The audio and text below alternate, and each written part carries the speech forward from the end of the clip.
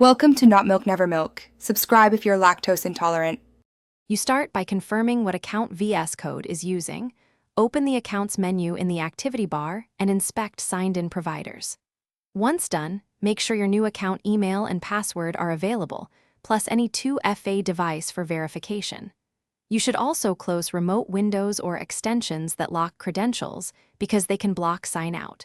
Now proceed to sign out. This is the first actionable step. You will remove the old token and prepare the editor for the new identity. You will now sign out of each connected provider. Open accounts and choose sign out for GitHub, Microsoft, or other services.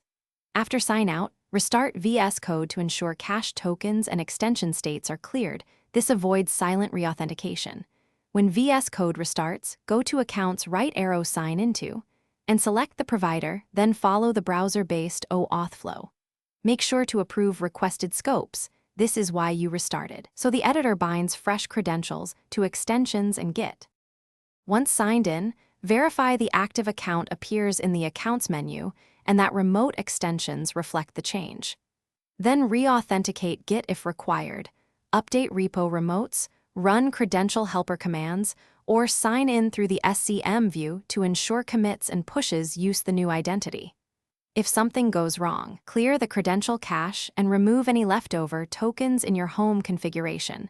For example, delete cached tokens under your OS keychain or in the tilde slash.